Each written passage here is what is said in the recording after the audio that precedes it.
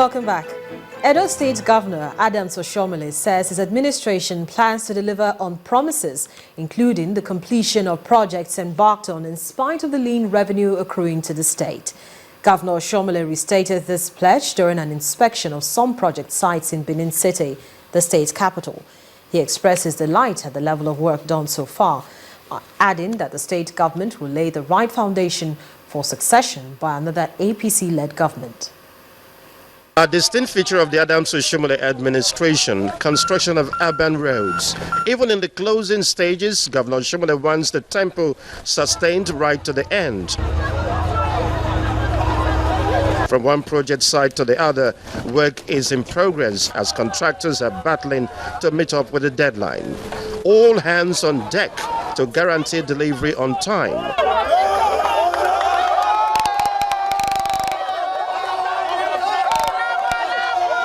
Governor Oshiomhole gives his assessment of the level of work so far. I have made the point that we will not abandon any project. Our task as managers is to find solutions to unforeseen challenges and make sure that we keep a project going. I'm happy with what I'm seeing, and the only challenge is that as we work, so people expect us to do more and more and more.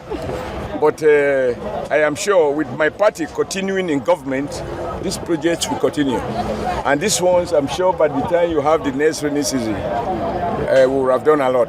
Edo is working, our commitment to take the state to the next level is on. We will fight those we need to fight in order to do the project that we need to do.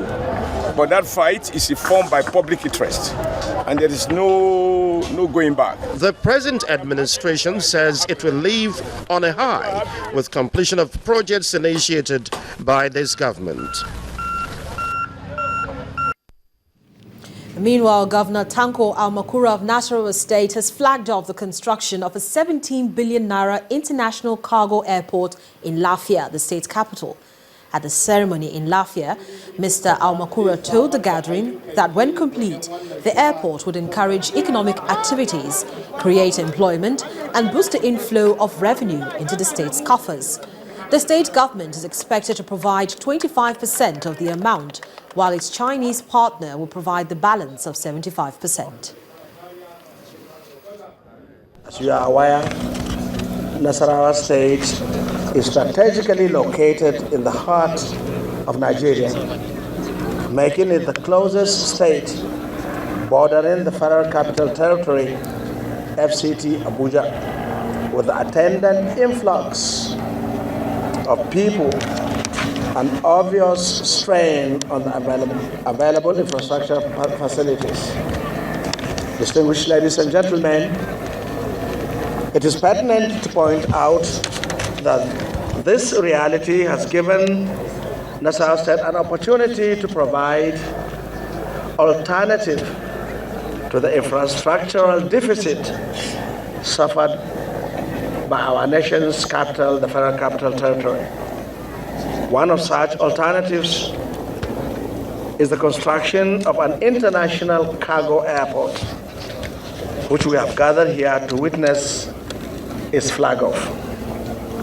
Let me point out that the conception of this project was informed by the desire of this administration to create a formidable platform for transportation of both domestic and international passengers and goods for the socio-economic development of the state and the nation at large.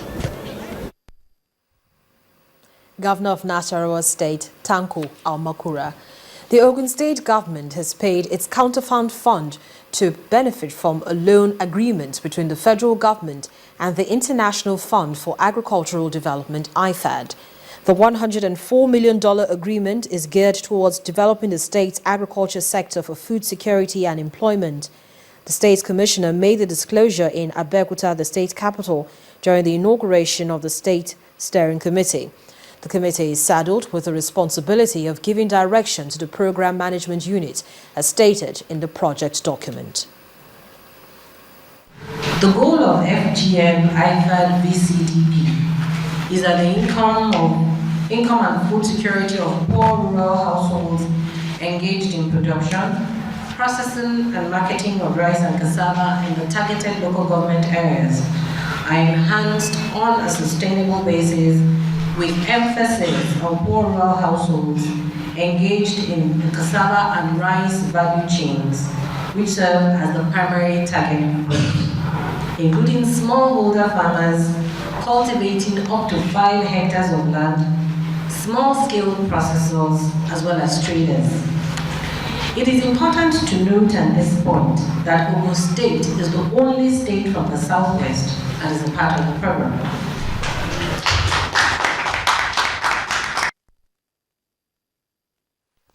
Well, business news is up next, and I'll be back in a moment.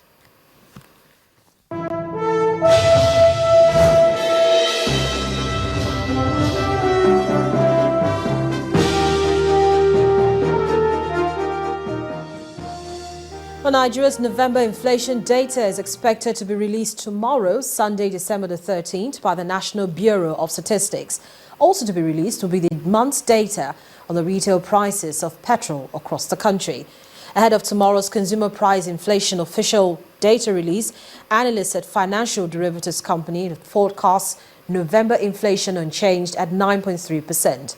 The inflation estimate report released on Thursday says inflation will remain at October's level despite rising costs of transportation and other challenges in the economy. If the forecast is correct, that could signal a growth in the economy in the fourth quarter of 2015. Meanwhile, the National Bureau of Statistics has adopted Stanbic IBTC's Purchasing Managers Index as Nigeria's official PMI reading. According to the Statistician General, Dr. Yemi Kali, the index was adopted because of its compliance with global standards in the areas of sampling methodology and configuration. Dr. Kali says the PMI, which is expected to be published on the 3rd of every month, will precede the monthly GDP numbers. The PMI is not looking at actual figures, unlike our numbers, where we are looking at actual figures for GDP, actual figures for employment.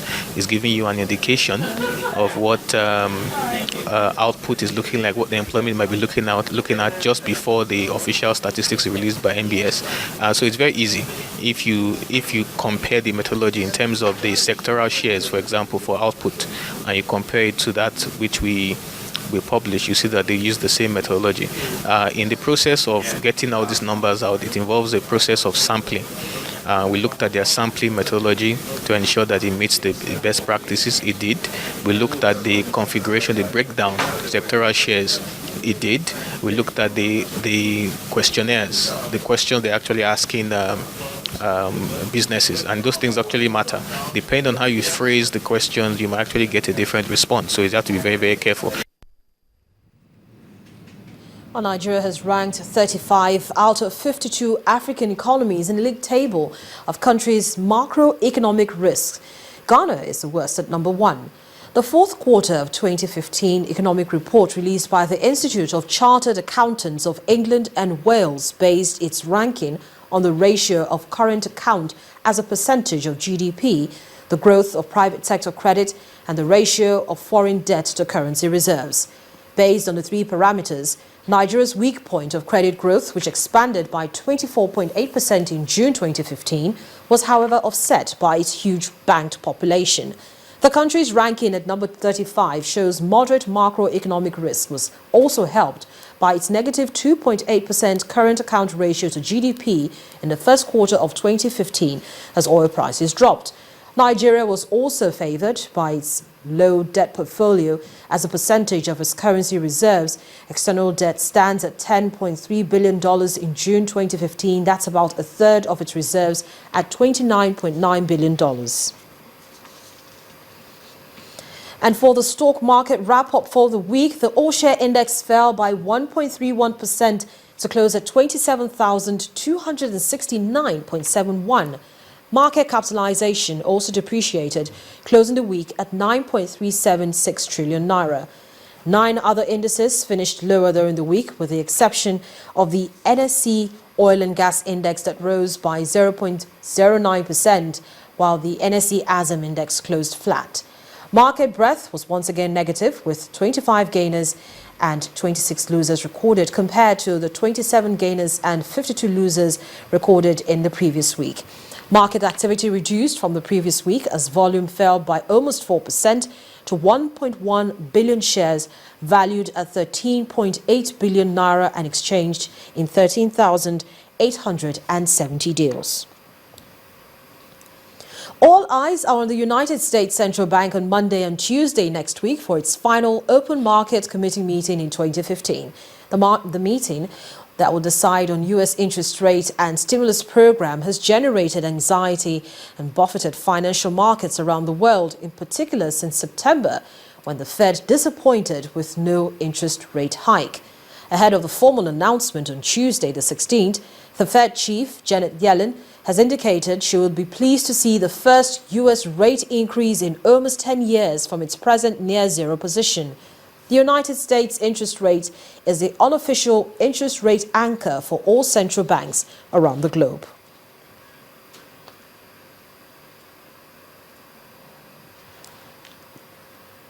And that's it on Business News.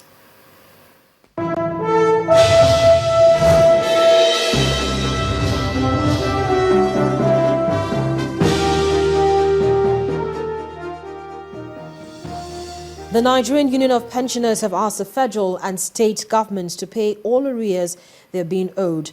The pension union made the appeal at a news conference in Abuja, the nation's capital, to mark this year's Pensions Day at the Nigeria Labour Congress headquarters. According to the national president of the union, Mr. Abel Afolayan, some states have not paid their members in the last 15 years, while others who are on the federal government's payroll have been owed 42 months' pension.